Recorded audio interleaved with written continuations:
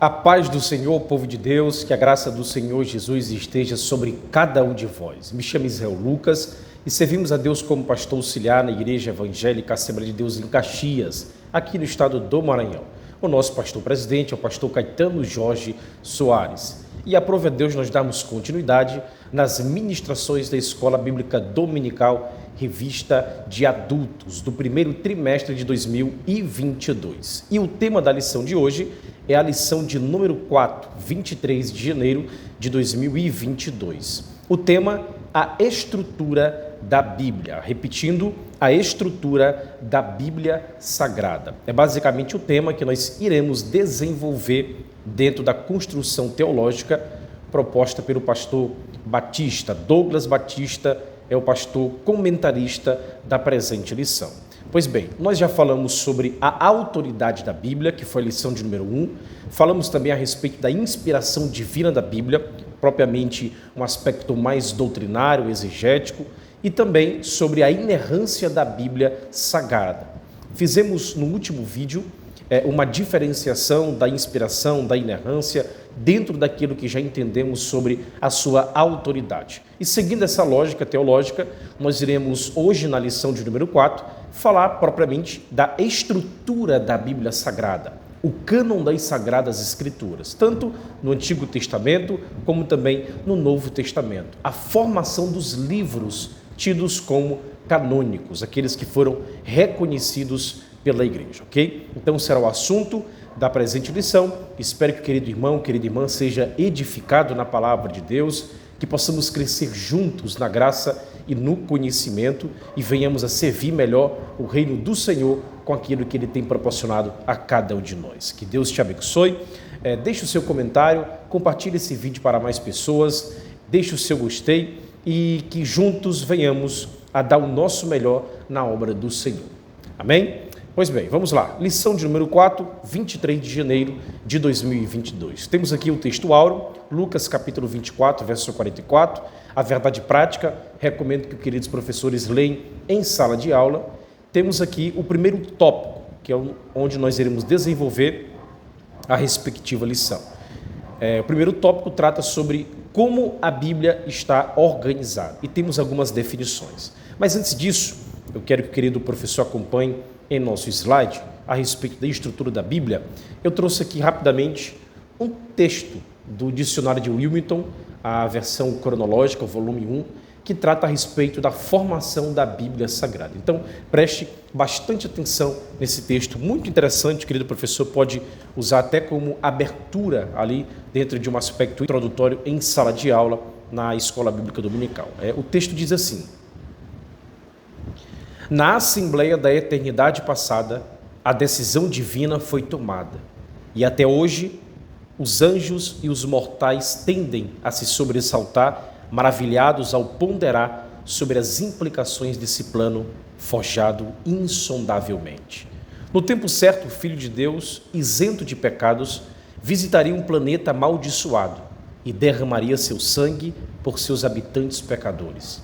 Algo mais inesperado e imerecido poderia ser imaginado, mas muitas coisas devem primeiro acontecer e preparar essa jornada gloriosa dos céus para a terra. A começar, o homem e seu universo deveriam ser criados. Então, dentre muitas nações, uma em particular seria escolhida para servir de canal com Deus. Por fim, todos os eventos, lugares e personalidades que desempenhassem um papel nessa linda história deveriam ser cuidadosa e apuradamente registrados. Na agenda divina, 40 autores foram chamados para descrever detalhadamente essa história.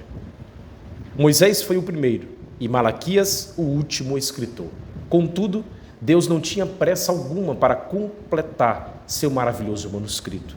1000 anos transpirariam entre o primeiro e o último dos livros do Antigo Testamento. Em seguida, mais 400 anos passariam antes do começo do Novo Testamento. Louvado seja Deus por isso. Eu trouxe esse texto para nós introduzirmos aqui o assunto da estrutura da Bíblia Sagrada e vejo que é muito importante que nós devamos entender como aspecto primeiro que é a palavra do nosso Senhor Deus, a inerrante, a infalível, a inspirada, a autoridade divina advinda do próprio Deus para os nossos corações. É o nosso manual. Como diz a nossa declaração de fé, nós cremos na inspiração divina, verbal e plenária da Bíblia Sagrada como única fonte de regra e fé para a nossa vida e o nosso caráter cristão. Então, em cima dessa construção daquilo que Deus quis passar, registrar fatos na história, é que nós devemos entender a veracidade das Sagradas Escrituras. Então, em cima disso, a estrutura dela é muito importante, que nós, enquanto alunos, quanto aqueles que devem manusear bem a palavra de Deus, de acordo com o que o apóstolo escreve, como recomendação aos obreiros, nós devemos entender a sua estrutura, a sua formação, os livros ali em que o apóstolo Paulo, Pedro, epístolas gerais, epístolas paulinas, os escritos de Moisés, os escritos dos profetas estão registrados na palavra de Deus. Esse conjunto de livros, essa biblioteca divina. Então, para iniciarmos aqui, depois do texto, vamos para algumas definições. Pode acompanhar aqui o nosso slide. Definições. A palavra portuguesa, Bíblia, vem do grego Bíblia, que é plural de biblion, que significa livro ou livrinho. Essa palavra deriva-se originalmente da cidade de fenícia de Biblos, no Antigo Testamento, Gebal, que era um dos antigos e importantes centros produtores de papiro, que é o papel antigo. Está de acordo aí com o pensamento de Eurico Beckstein na página 10 em sua teologia sistemática. Então, o que devemos primeiramente entender? Que durante o ministério terreno do nosso Senhor Jesus Cristo, as escrituras do Antigo Testamento eram conhecidas genericamente como a lei, os escritos e os profetas, dentro daquela divisão hebraica que daqui a pouco nós iremos falar. Então, vieram, por sua vez, as escrituras dos apóstolos, igualmente inspiradas pelo Espírito Santo. Nós sabemos disso. Então, a partir disso, como agora deveria ser denominado, ou seja, conceituado, ambos os testamentos, as escrituras, tanto do Antigo como do Novo Testamento. Então, alguns pais da igreja, a bem da verdade, chamavam essa composição de a divina literatura. Era a forma que eles chamavam ambos os testamentos, a divina literatura. Então, faltava, por sua vez, uma palavra técnica que viesse a dar uma visão exata das Escrituras do Antigo e também do Novo Testamento. Então era necessário, pois, denominar o conjunto dos pequenos livros que compunham a palavra de Deus. Então foi assim que a palavra Bíblia ela começou a se popularizar. Com o tempo, esse vocábulo ele acabou sendo usado para designar as Sagradas Escrituras, a palavra de Deus. Então, foi assim que iniciou-se em chamar a divina literatura de Bíblia, a palavra de Deus, as Sagradas Escrituras. Pois bem, mais uma vez, a palavra grega biblos significa um livro, um escrito. Pode ser um escrito qualquer, tendo mesmo servido para indicar aí o livro da vida, que por sua vez ressignificou todo o sentido dessa palavra. Como nós vemos lá em Apocalipse capítulo 5, Apocalipse capítulo 3, verso de número 5. Isto é, um livro sagrado, não um livro qualquer, um livro sagrado. Estritamente falando, Biblos era um livro e Biblion, como eu havia falado aqui dentro da etimologia da palavra,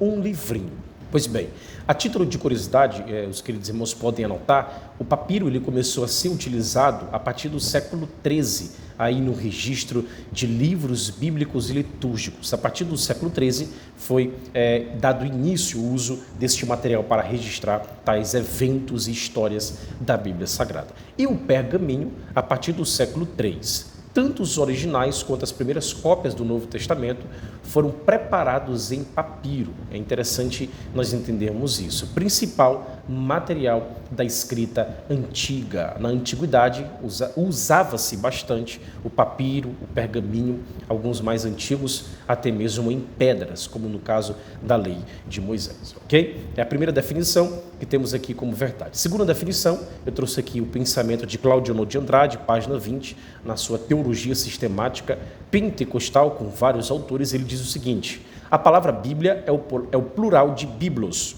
Os gregos assim chamavam os rolos nos quais escreviam as suas obras, numa clara referência ao centro produtor desse material, a cidade de Biblos, do Antigo Testamento, a cidade de Gebal, localizada na costa mediterrânea, ocupada hoje pelo Líbano, o atual Líbano. Então, temos aqui o pensamento do grande teólogo pastor Claudionor de Andrade. Então, mais uma vez, repetindo, o significado da palavra grega Bíblia vem do original grego, como nós entendemos. O termo Bíblia significa livros. Uma etimologia mais expandida pode ser uma coleção de pequenos livros, e atribui-se aí a João Crisóstomo, em 347, lá em Antioquia.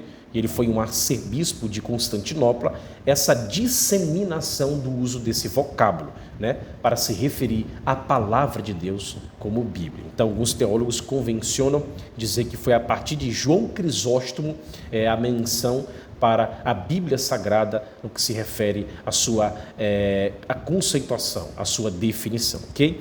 Agora, o que nós entendemos? Que no Ocidente, a palavra em questão ela foi introduzida aqui no Ocidente por Jerônimo, que foi um sacerdote católico do Ilírio, também no ano de 347 depois de Cristo, ok?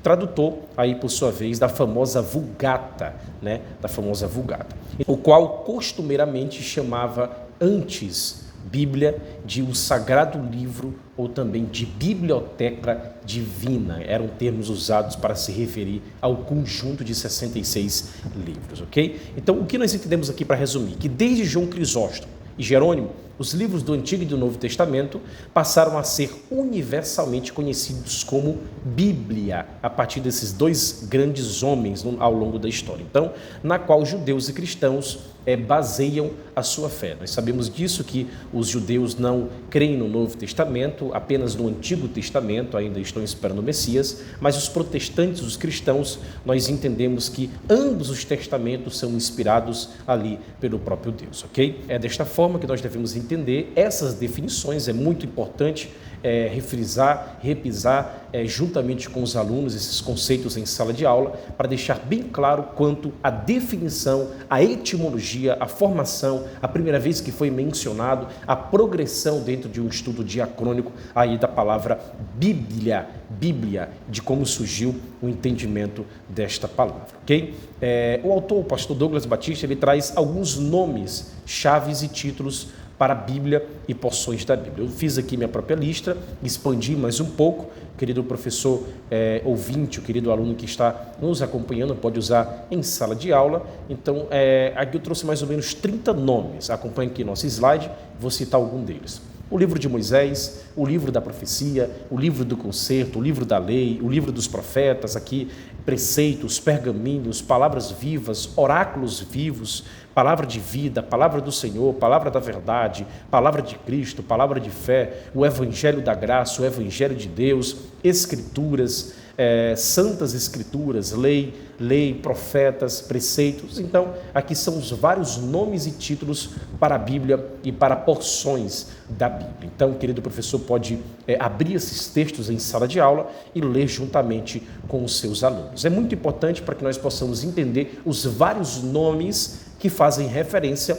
à palavra de Deus, às santas escrituras, os preceitos, o evangelho da graça. Então, entendamos esses vários nomes mencionados aí na palavra de Deus, ok? Pois bem, agora vamos para o segundo tópico, que tem a ver com a formação propriamente dita da Bíblia Sagrada, a sua estrutura, que é chamado aí e convencionado a chamar como o cânon das Escrituras. Então, vamos entender que essa questão canônica, que envolve basicamente a quantidade de livros que pertencem à Bíblia. É basicamente essa discussão. Esse termo aqui, cânon, refere-se à lista autorizada, os livros que formam a Bíblia Sagrada. Então, obviamente, eles foram escritos de maneira individual por vários autores, nós já aprendemos isso durante um longo período, né? Mas como foram reunidos e quem decidiu quais formariam o cânon das Escrituras? Essa basicamente é a pergunta que existe dentro de uma discussão entre católicos, protestantes, em várias ramificações aí, também dentro do protestantismo, no que se refere aos livros reconhecidos como canônicos, né? Dentro da autoridade da igreja, dentro da autoridade da inspiração divina que preservou os escritos ao longo da história. É uma discussão aí que os bibliófilos, eles tendem a discutir bastante nos livros que foram questionados aí ao longo da história. Até hoje alguns discutem, alguns mais radicais dentro de uma reforma protestante, a respeito do livro de Tiago, chamando de epístola de palha, também alguns escritos do apóstolo Paulo, etc. Existem muitas discussões aí dentro da historicidade, da formação do cânon bíblico, né? Quais os livros e quem reuniu, quem decidiu aí quais seriam de fato inspirados. Então, é basicamente o tema que nós iremos discutir a partir deste momento. Acompanhe o nosso slide aqui, por gentileza, e para iniciarmos esse tema tão importante, eu quero trazer aqui algumas considerações básicas. Eu trouxe aqui 3 aspectos, 3 tópicos em que nós iremos discutir a respeito do cânon das Sagradas Escrituras, ok? Primeiro, a origem da palavra. Essa palavra, ela vem do termo grego cânon, que se referia a uma régua ou um instrumento de medição. Logo, passou a significar uma regra de ação. Repetindo, logo passou a significar uma regra de ação, né? Uma regra de ação. Segundo, a história do uso dessa palavra. Na igreja primitiva, a palavra cânon era usada para referir-se aos credos. E na metade do século IV, passou a ser usado para se referir à Bíblia, ou seja, a lista de livros aceitos e reconhecidos como integrantes da Bíblia. Então, até então, era basicamente referindo-se aos credos, mas a partir do século IV, na metade do século IV, passou a ser usado para se referir à Bíblia Sagrada, às Santas Escrituras. E o seu significado? Na verdade, a palavra cânon tem duplo significado. Refere-se à lista de livros bíblicos que passaram por certos testes ou regras e por isso foram considerados autorizados e canônicos. Então nós vamos discutir esses testes e essas regras para a definição daquilo que de fato era canônico, daquilo que de fato passava pela lista de livros autorizados, ok? Mas também significa que essa coleção de livros canônicos passou a ser nossa regra de vida. Então, é basicamente esse o aspecto mais importante dentro dessa discussão. Então, repetindo, a palavra cânone, ou cânon em grego, significa uma regra. Escute isso, a palavra cânon significa uma regra, uma medida ou um padrão. É basicamente aquilo que é correto, aquilo que é direito, aquilo que é, de fato, verificado, ok? Então, depois ela foi usada para se referir a lista de livros aceitos que eram aprovados com alguns testes ou regras que eram considerados oficiais. Em outras palavras, eles tinham a medida certa. É basicamente esse o entendimento. A medida certa e eram, por sua vez, considerados como inspirados por Deus. Então, é basicamente a discussão dentro do entendimento dessas considerações básicas no que se refere ao cânon.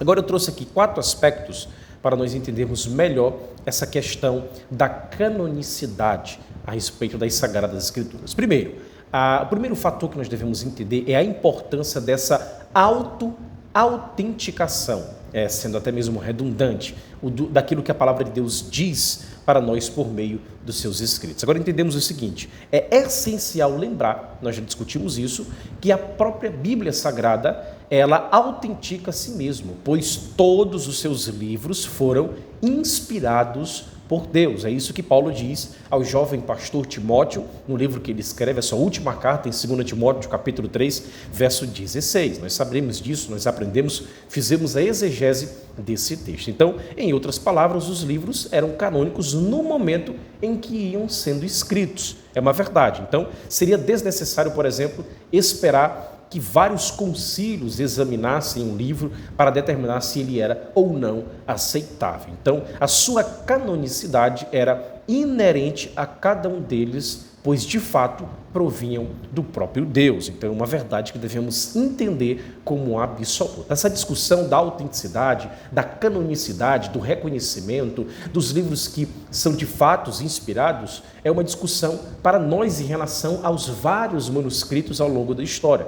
Mas a verdade é que ele em si, na sua forma pura e genuína, a partir do momento em que foram confeccionados, já evocavam para si tal patamar de serem a palavra de Deus, as Sagradas Escrituras, inspiradas, inerrantes, infalível, sem erros. É basicamente esse o entendimento que devemos conceber. Então, as pessoas e os concílios, eles somente atestaram e reconheceram o que era verdadeiro por causa aí de uma inspiração intrínseca que os livros, por sua vez, possuíam, ok? Então, esse é o entendimento que devemos, de fato, deixar claro naquilo que se refere ao nosso manual, a Palavra de Deus. Então, nenhum livro da Bíblia tornou-se canônico graças a um concílio da Igreja. Pelo contrário, esse é o agir de Deus na história que, de fato, preservou os livros que Ele quis, na sua vontade, no seu poder e na sua soberania. Então, o primeiro tópico, dentro dessa construção aqui da canonicidade, é a sua autenticação, ou seja, a Bíblia Sagrada autentica a si mesma. É a primeira coisa que devemos entender dentro dessa discussão. Segundo, decisão de homens, né? Mesmo assim, apesar dessa autenticação, homens e concílios precisavam avaliar quais os livros que seriam reconhecidos como integrantes deste cânon, né, dentro dessa canonicidade preservada pelo próprio Deus, né? Pois alguns dos que foram apresentados, eles não eram inspirados. É aquela discussão que eu volto a frisar. Mesmo assim, apesar, a despeito dessa autenticação, nós sabemos que homens e concílios precisavam avaliar quais livros seriam reconhecidos como integrantes do cânon, pois alguns dos que foram apresentados, eles de fato não eram inspirados. Então, algumas decisões e escolhas precisariam ser feitas e Deus orientou certos grupos ao longo da história a tomar decisões corretas, mas não sem usar aí diretrizes, que são as diretrizes que nós iremos discutir, e reunir os vários escritos cânones, tanto do Antigo como também do Novo Testamento. Então, além dessas decisões de homens ao longo da história, a Bíblia evoca para si a própria autenticação, de acordo com 2 Timóteo, capítulo 3, verso 16, mas a despeito disso, Deus usou homens ao longo da história para, de fato, avaliar, dentro de algumas regras, diretrizes, quais livros são, de fato, inspirados por Deus. E terceiro, nós sabemos que houve grandes debates, grandes discussões sobre a canonicidade. Nós sabemos que no processo de decisão e coleta, não seria inesperado que surgissem, por sua vez, algumas disputas a respeito de certos livros. Por exemplo, o livro de Tiago, o livro de Hebreus, o livro de Judas, as epístolas de João, 2ª, 3ª João, também algumas de Pedro, até Apocalipse de João, também foram discutidos ali se eram de fato inspirados ou não pelo próprio Deus. Então, foi exatamente o que ocorreu dentro desses debates e discussões ao longo da história. No entanto, esses debates, de maneira alguma, diminuíram, é bom nós deixarmos claro isso, a autenticidade dos livros que de fato eram verdadeiramente canônicos, nem deram esse status aos que não foram inspirados por Deus, porque por sua vez passou por alguma discussão dentro dessa canonicidade. Repetindo, além dessa autenticação que a Bíblia evoca para si como pura, verdadeira, infalível, inerrante, sem erros. Segundo, houve de fato decisões dos homens ao longo da história. E terceiro, dentro dessas decisões, houve debates a respeito da regra, das diretrizes, dentro da constituição, dentro da compreensão, dentro da assimilação dos livros que de fato eram e são canônicos, as Sagradas Escrituras, a Palavra de Deus. E por fim, quarto, o fechamento do cânon. Nós entendemos que desde o ano de 397, a Igreja Cristã, ela considera que o cânon da Bíblia está completo. Então, nesse caso, deveria ser fechado. Portanto, não podemos esperar que outros livros sejam descobertos ou escritos e abrir novamente para acrescentar aos 66 livros que já estão dentro do entendimento desta canonicidade. Mesmo que, por sua vez, surja uma outra carta do apóstolo Paulo, por exemplo, que seja descoberta, ela não seria tida como canônica. Afinal de contas, Paulo ele pode ter escrito muitos e muitos livros, né? E Deus preservou aí apenas as 13 cartas que nós temos hoje no Novo Testamento. Então a igreja, por sua vez, não deveria incluir, se descobríssemos um novo livro escrito de alguns dos apóstolos aí no cânon, porque Deus o quis assim, preservou assim. Então é desta forma que nós devemos entender como a canonicidade, os livros que foram de fato ao longo da história preservados pelo próprio Deus para que tivéssemos acesso hoje. Nem tudo que um apóstolo escreveu foi inspirado, pois os escritos eram inspirados e não o autor que era inspirado. Nós devemos deixar isso claro, ok? Os escritos em si que evocam tal doutrina, que evocam tal patamar, ok? Nós sabemos que Pedro, por exemplo, Mateus, entre outros escritores do Novo Testamento, talvez escreveram mais livros, escreveram algum registro de algum acontecimento, e isso não levou um patamar dentro da autoridade divina de inspirados e inerrantes. Então, Deus preservou apenas aqueles que, de fato, chegaram até aqui, que nós temos acesso da cópia das cópias e das cópias, ok? Esse é o entendimento que deve ser deixado claro em sala de aula. Pois bem, dando continuidade, eu trouxe para vocês aqui uma pergunta muito interessante: quando, onde e por quem os livros bíblicos foram reconhecidos como canônicos por natureza? Primeiro, o Antigo Testamento. Por volta do ano de 90 depois de Cristo, em Jâmia ou Yavene, uma cidade próxima de Jope, Israel, um concílio oficial de líderes judaicos ratificou o cânone do Antigo Testamento, que já era aceito aí por quase 500 anos. Olha como é interessante. Então, as palavras do Salvador sugerem a delimitação do cânone, né? Em Lucas capítulo 11, versos 50 a 51. Jesus Cristo falando aí dos escritos do Antigo Testamento. Um grande teólogo chamado Terry Hall, o doutor Terry Hall, ele diz o seguinte: ele examinando aí as palavras de Jesus e de Joséfo acerca do Antigo Testamento, ele fala: Jesus disse que a revelação do Antigo Testamento iniciou-se em Gênesis, o primeiro livro da Bíblia hebraica, que registra o assassinato de Abel, indo aí, por sua vez, até 2 Crônicas, o último livro da Bíblia hebraica que registra o martírio de Zacarias. Esse é o equivalente exato da referência que fazemos ao Antigo Testamento, como de Gênesis a Malaquias. Olha a correspondência. Nós sabemos que a Bíblia hebraica ela tem uma organização distinta da Bíblia protestante, mas, por sua vez, não deprecia a autenticidade, a autoridade dos livros da Bíblia protestante. Pelo contrário, é só uma disposição diferente. Joséfo, um respeitado historiador judeu e contemporâneo dos apóstolos do Novo Testamento, que viveu entre 37 a 95 depois de Cristo, disse que nenhuma escritura hebraica foi acrescentada após a época do rei persa Artaxerxes, né, que viveu em 464 a 424. Então, tempo aí de Esdras, de Neemias e também de Malaquias. Olha como é interessante, porque nós atestamos, por sua vez, estudando um pouco da história da igreja, a concepção da veracidade, autenticidade e autoridade da Bíblia Sagrada. Por volta do ano 300 a.C.,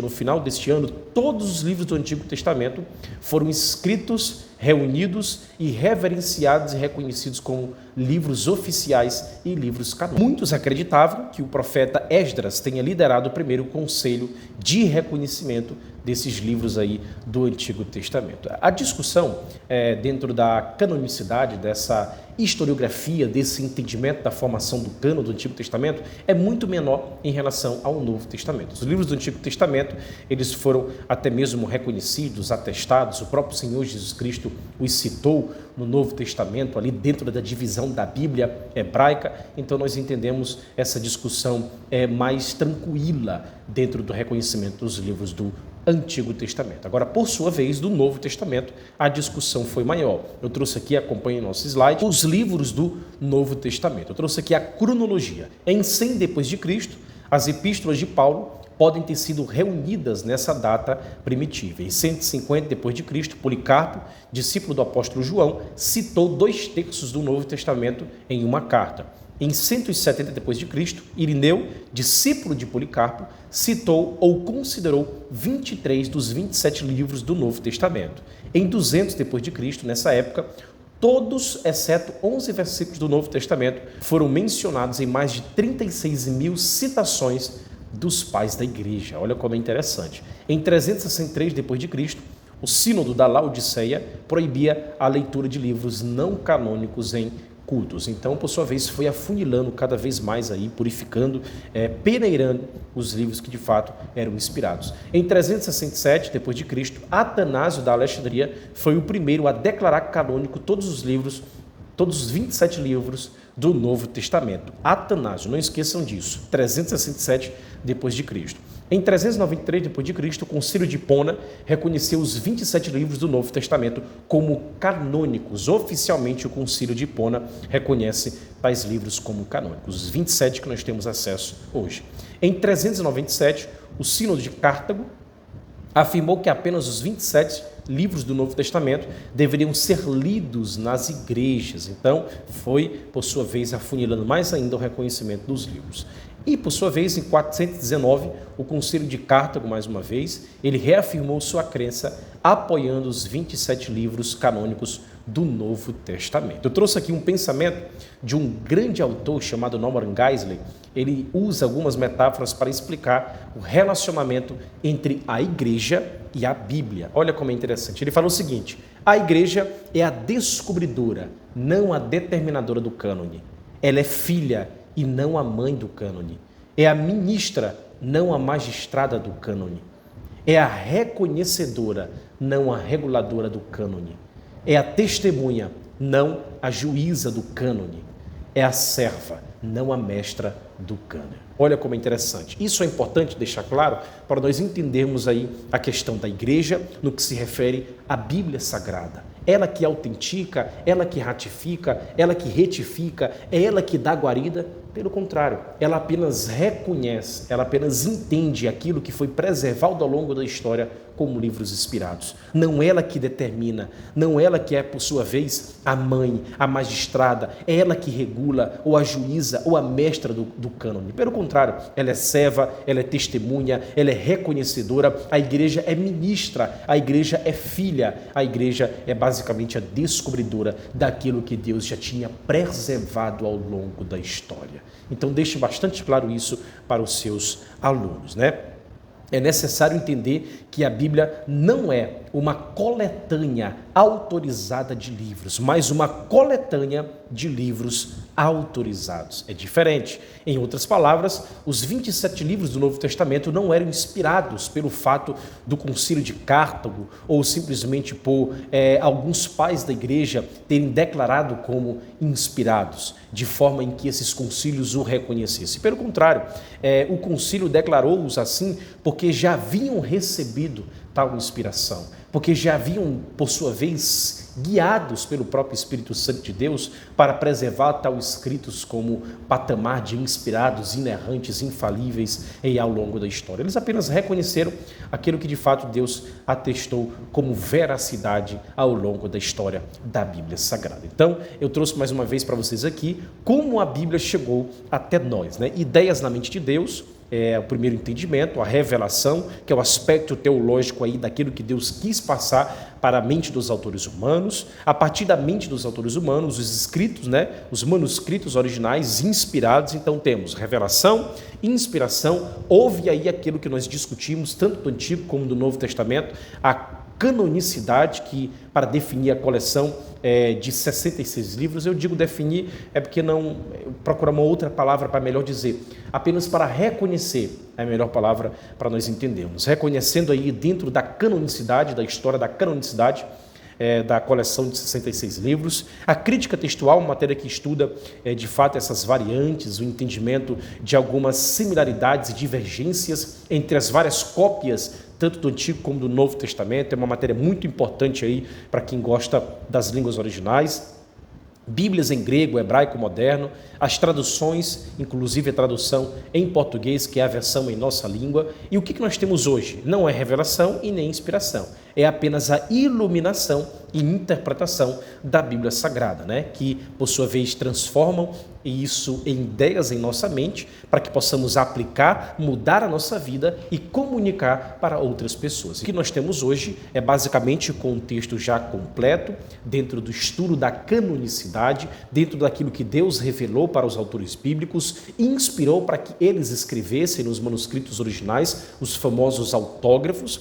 E hoje nós temos a iluminação e interpretação destes textos bíblicos, ok? E comunicamos para outras pessoas, para que que outros cheguem ao conhecimento da verdade daquilo que a palavra de Deus nos revela.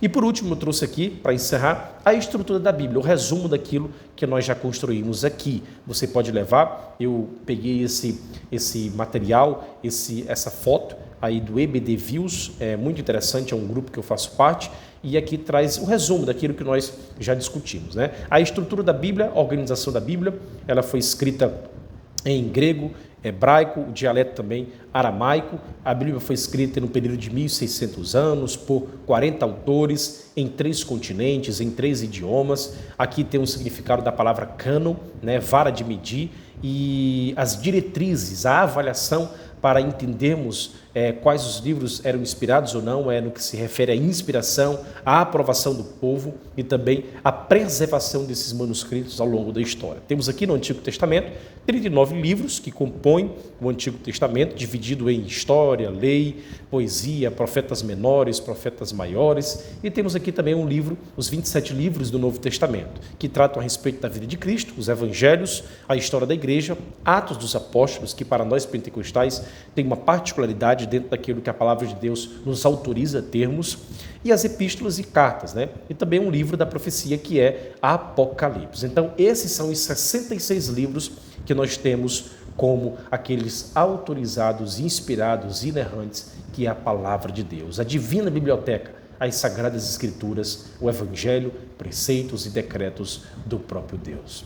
Que Deus te abençoe, até a próxima aula, até a próxima lição, e que venhamos juntos a meditar, guardar esta palavra no nosso coração, para que possamos crescer na graça e no conhecimento de Deus. Forte abraço, Deus abençoe.